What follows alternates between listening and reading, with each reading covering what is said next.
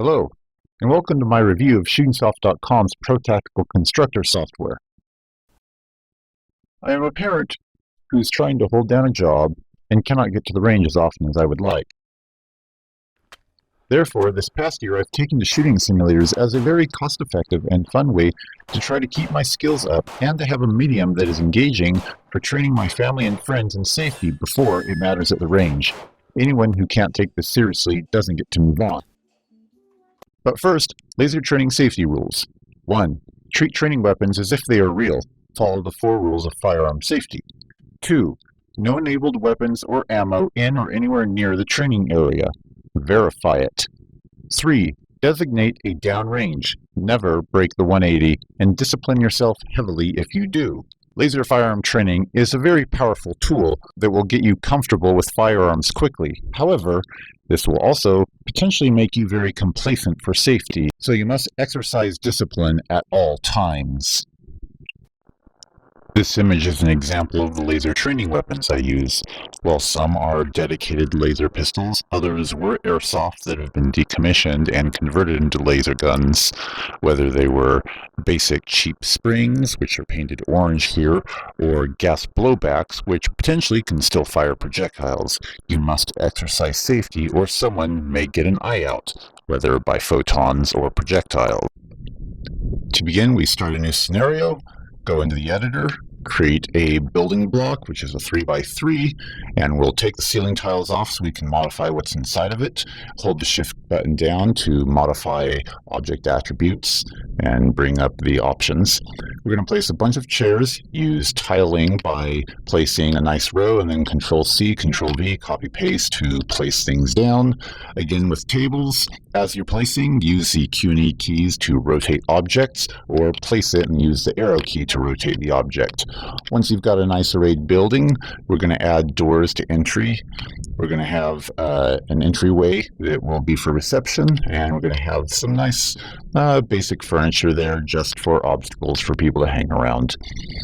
Once this is done, we add a little bit of lighting and a whole bunch of trees on the outside. It'll be out in the middle of the forest in Texas.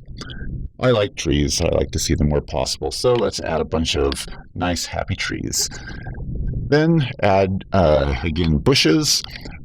You'll often see a circle within a circle with some objects. This means they can be tiled. Grab the inner circled arrow and drag. I'm going to place a bunch of vehicles. Rotate these to random parking orientations. And then once this is done, we're going to copy-paste groups and then start changing the colors on a handful of them. Not everybody drives a white vehicle in Texas. Now we'll start placing avatars and player marks. Avatars are the people, or the NPCs, who are modeled through this. For this, you will have allies, enemies, and civilians. Player marks are where the camera is located, noted by the yellow arrows with the 2 lines leading out from them. This is your field of view. For a single camera system, your field of view will generally be about 45 degrees. We will place multiple marks. This is where the camera will move from one spot to the next as they walk through the church, dealing with a threat or looking for new threats. We'll place a handful of enemy and a handful of allies. I will make most of their attire about the same, so it's difficult to tell who's who, except based on action. Something really goes down, people are rarely going to wear a sign or have a glowing yellow or red pip over their head, letting you know whether they're neutral, friendly, or enemy. When you place an avatar, they will have a large blue circle. They will have an area of navigation within this blue circle. Depending on the behaviors you allow for them, they will walk or run generally within this circle until something happens to cause them to need to move out of it. If you select instead navigation points, you can hold the shift and control keys to place navigation points to script different paths they may follow.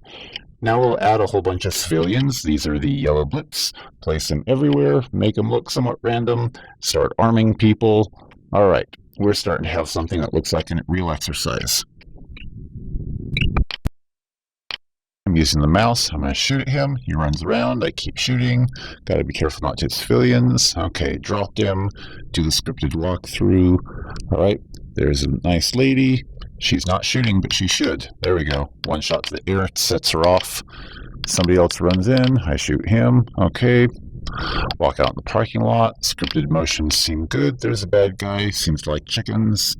Shoot him and run out of ammo. Alright, so in between this exercise, I increased my ammo count just for trying to figure out the problems with it, and run again. Bad guy runs around, managed to pop him in the head fairly soon after he takes a hostage, so slightly different behavior this time. Walk through, same nice lady, not going to wait for her. And this time, we got a guy coming through the door, yay. Walk out in the parking lot again. But he takes a hostage quickly, and some moron stands in the way, so we gotta wait. Another moron standing in the way. Advance forward, take care of the guy on the right and the woman on the left. Alright. Modified a few of the behavior patterns, simplify them a little bit. I want someone to just be violent quickly, and probably have her gun out and ready. Modify a few other people. Set commands so that I can command people to put their hands up or lay down to help identify friend for foe. Adjust the pathing of the people because they were tripping up over each other at some point for some reason. Before doing a walkthrough, here's a basic projector setup. It's an old XVGA ViewSonic. I've got a laser shot computer there. On the left is a point-blank simulator camera. I have a Bluetooth keyboard with trackpad or touchpad on it. It's not great, but for interfacing with this computer to execute programs, it's just fine. Otherwise, I remote into it wirelessly through the local network. I've got a couple of flash drives here for loading updates or loading sound files and stuff as I pull off another computer if I happen to do that, say, while I'm at work. And the system works pretty well. Loading on these screens can take a few seconds, so it depends on the computer you're running. So I give it a run through. On this first run through, I've got commands. I'm going to start using them to try to identify friend from foe. Walk in, draw as soon as there's trouble, and try to identify the bad guy. Notice there are two other people with guns in view. Oh, bad guy took a hostage. Pretty easy to identify and drop him. Good shot. Okay. There was a glitch later, so I had to reset. Once again, a good guy has his gun out, but he's not doing anything. A little suspicious, but I'll let it slide. Until everyone put their hands up and then lay down. Come on, where's the bad guy? Oh, there he is, takes a hostage. Yep. Put a few rounds in him. He's got body armor. He really soaks it up. Makes it interesting that a few body shots won't necessarily drop him. And now he's near other guys. I've got to be careful what I'm shooting at. Try to carefully snipe him, and got him.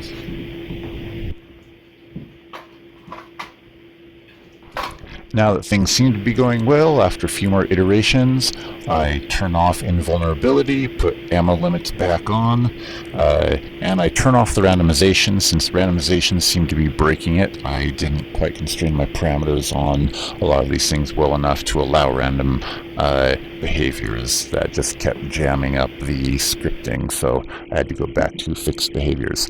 I'll eventually re-enable it, but I'll probably keep behaviors scripted and just randomize appearances so I don't know who's who, randomize some start locations. At this point, it's good to note that you can choose whether or not certain avatars have random enabled or disabled for them specifically, so that even if you do a global randomization, it will still prevent local randomization. Right. We walk through. Scripting seems to work pretty well. I'm going to slowly walk and pie this corner. And she's got a weapon out. Yep, definitely a bad guy. Oh, he's definitely a bad guy too. Cool, that was easy.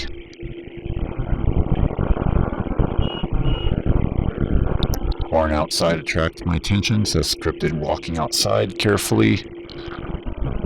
One annoyance I have is you can't control camera angle as you walk. It always looks forward.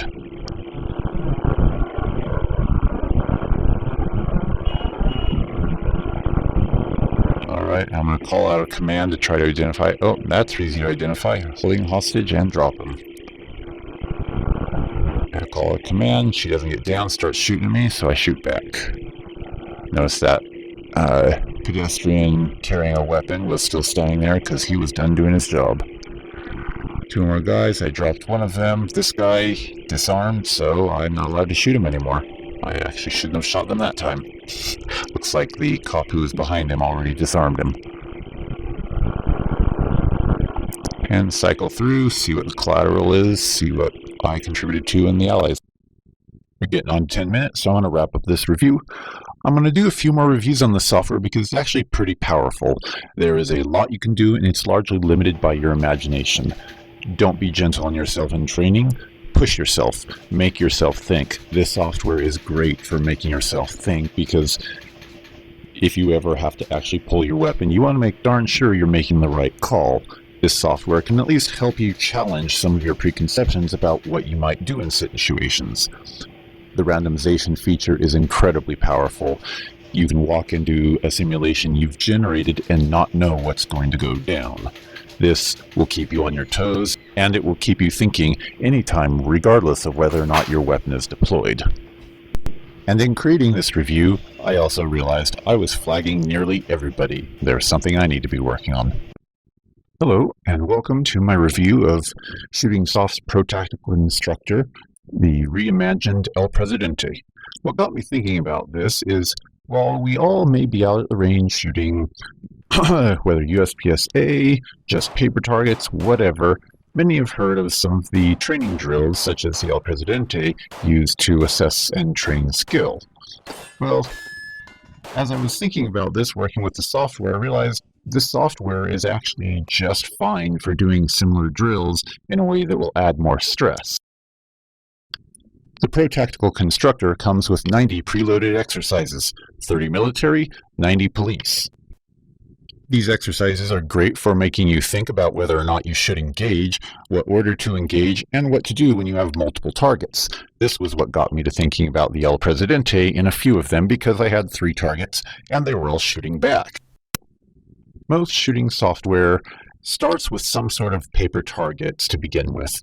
You either have like the USPSA, or you may just have some practice standard human-sized targets that are of standard configuration, and you shoot at these things as if you would out the range. More advanced exercises often have you doing an El Presidente, where you may stand and turn, present, and engage your targets.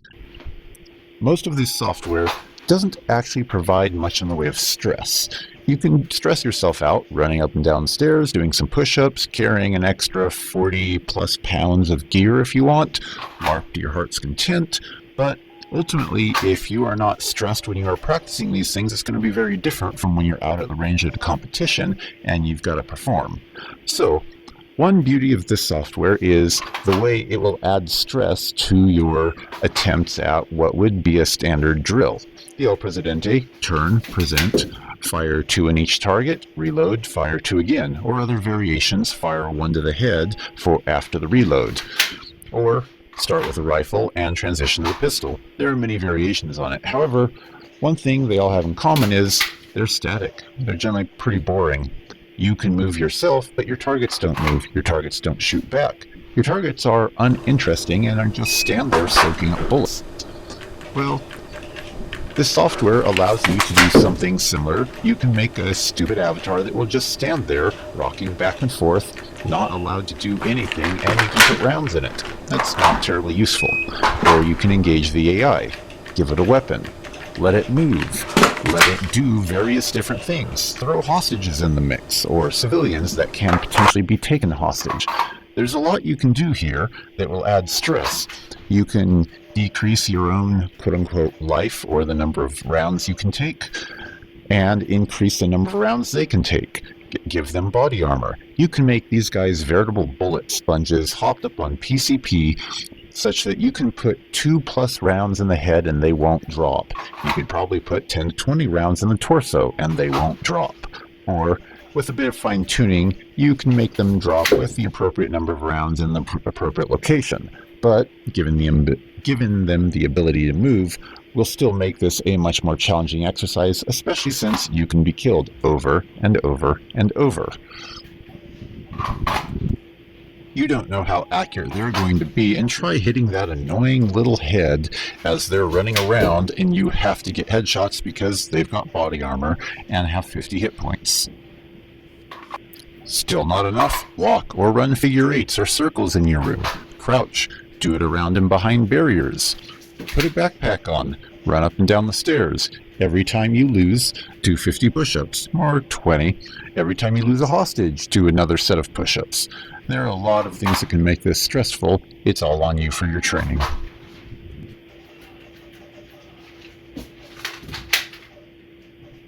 Feel free to leave comments about how you like to make your training more challenging. Thank you for watching, and have a good day. At some point, a large percentage of red-blooded humans have probably contemplated how they would defend their home were it to be invaded in some manner, especially if you've watched the absurdity that is John Wick. With the Pro Tactical Constructor software, you might see how you would fare in such a situation. So, basic storyline. Somebody killed your dog, and they're coming for you, and they appear to own the entire mafia. We've got the layout of your house here. We've got maybe guests, maybe just vehicles. I put something up there to block more lines of fire.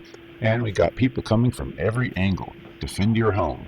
You're sitting watching TV, and home invader. Because who doesn't watch a TV strapped? Wait, more. Another one. Okay, well, he's down. Good. Nope. Geez, commercial break. Come on. They're just going to keep coming. Do they have a clown car out there? Okay. I have defended my home. I hear something out back. Yep, there's someone out there. Let's go take care of him. And he seems to be carrying some equipment. Here's noise in the garage. Let's go check that out. Nope, nothing that way. Nope, nothing. Wait, I hear the motion sensor going off. Yeah, we got Blondie. And his redhead partner. There we go. Now she's down for the count. Okay, step outside. Oh crap, more vehicles coming, and we got more people coming. Better get back inside. Okay, I'm ready for it. No, maybe this isn't a good place to hang out. Let's move. Okay, they're probably going around the back. And yeah, I hear something. Yep, there they are. Let's take them down. One nice thing about the software is you can put sound files to initiate why you might go in a certain direction and load these at the beginning or the end of the player marks. This guy appears to have dropped her weapon and is not advancing. Hopefully the timeout will fix it. Or I'll just, add a shooter. Okay. Alright, next guy. To be fair, this was my first attempt at making a home defense scenario, so I kept getting some bad guys caught up on various things, but yeah, I'll fix it later. Oh, more people coming out of the clown cars. Let's take them out through the windows, because my home value is already shot. Okay, thank goodness I'm sitting watching TV with plenty of mags.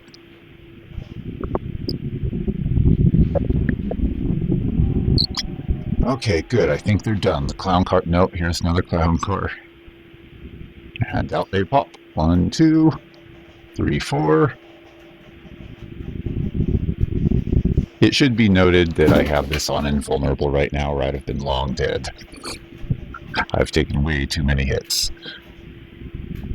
Another nice thing is you can set your health bar down to nearly 0, so you don't take any hits, or maybe you take 1 or 2, but I recommend setting the health bar low. And to finish off this absurd scenario, I have a generator outside the room that will just keep sending. So since I wasn't smart enough to record the previous one, I went for a nicer dream house. We're going to call this the wet dream defense scenario. And we're going to build a multi-story house. But as I started building, I got too lazy and really didn't feel like populating the bottom and the top of it, so I decided everything will occur on the top level or out around the perimeter. I went on Google Earth and chose a house that had a nice big yard, pulled up the plans. You can pull out a lot of plans off of Google, and started populating this thing. This will be a much more interesting scenario. Alright, you heard a shot, took out your dog, you run, tell your wife, get down! Oh, people are stacked out in front. The mafia really doesn't like you. Okay, so more clown cars, take care of them. People ran off that way, go take care of those guys. Yep. I again have this on invulnerable, so that's why we're fast forwarding through it. Notice shots go through this wood here to take that person out. I set some of these objects to be permeable to bullets. And we'll take this next guy out. I hear a noise over the side. Nope, someone out there fired at me. Let's take them out. And, oh, more clown cars stacking up out the back. Alright, somebody made it inside. Yep, there we got them. And my people are useless. I haven't bothered to deal with the AI of civilians yet. Alright, some guys ran forward, engaged them. It sounded like some people might be engaging cops that were off duty. And helicopter landed in the background. That's going to get noticed. Okay, more people coming around the side. I heard noise at the garage door opener. How did they hack it? Okay, got that. No, I heard more noise. Oh, they're engaging the cops out front. Great. So once again, starts off sitting on the couch, and a shot kills my pug that was looking out the window. I'm mad. Time to go get the weapon, tell the spouse to go hide. Oh, I haven't enabled her AI very well. Oh well. And again, the Mafia clown car has them stacked up on my front porch. Take them out. Oh, I accidentally shoot somebody just as he surrenders. Oh well, he had a rifle. He meant to do me harm. Okay, someone's taking pot shots. I think that's the guy that took out my dog. And here's more dog killers coming up. So let's clear out this clown car. Some people run off to the right, so that motivates me to be running over there in a second. And I catch them just as they're entering the right side. And I see another vehicle moving off back there. That's probably going to be a problem. Oh, I heard something through the door. Someone's trying to break through. Took care of her.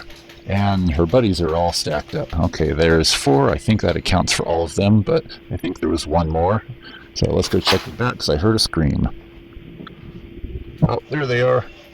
1, 2, 3. So there's either 1 or 2 more.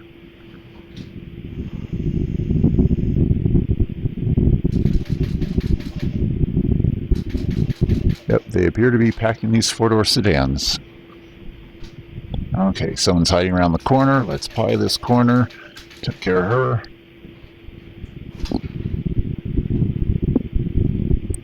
Start to go looking over here, and then I hear a sound. Shots fired out in the belt. So let's go take a look. Oh, yep, there's a sniper. Not very good. I'll take care of him with a pistol, clearly. Okay, let's go check the rear. Oh yeah, we got another clown car that unloaded and stacked up on the back. They're all wearing armor, but headshots take them down. Somebody made it inside. Let's see if I can do this a little cleaner. Yep, there we go. And again, Bill's hiding in the closet. Come on, Bill, do something. You're useless.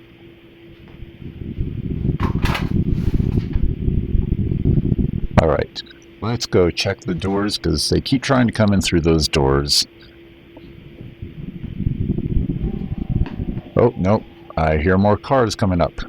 Where's the next clown car? It's not there. Oh, there are several clown cars. Crap. Some of those look like they may be police. Let's take a look. Oh, no, we've got our bad guys engaging the police. Let's help out the police here. Alright. I'm probably going to get shot by the police here in a minute, but it's still my home, so let's at least take as many bad guys as we can. They held a drop in the back, throw a bunch of nice pretty purple smoke. And of course I'm probably at 200 rounds by now. Drop a couple more guys in the backyard. There's a barbecue going on over there, and I'm dead. Most of what I used in these scenarios are just airsoft weapons retrofitted with lasers on them. We've got a shotgun and a couple rifles. I've got gas mags in these, or I just stuff the hopper with foam so that it won't jam every time I cycle them. And we've got some airsoft pistols or laser pistols. They've all been converted one way or the other to shoot 780 nanometer lasers. Conversions are relatively cheap. I may do a video on how to do conversions later, but for the rifles, it's really simple. You just attach these things to the rail. They sit below the sight, so your sights work normally. Your parallax is minimal because the laser's coming out right near the sight, and you just run a little wire down to the trigger. The shotgun's the same way. I opened up this cheap $50 airsoft shotgun, put some batteries and a laser in it, and put a button behind the trigger. Thank you for watching, and consider this software if you ever want to play out some absurd fantasy in home defense. It's good entertainment, but it at least gets you to start thinking. And if nothing else, you can let your friends and your family try to defend the home.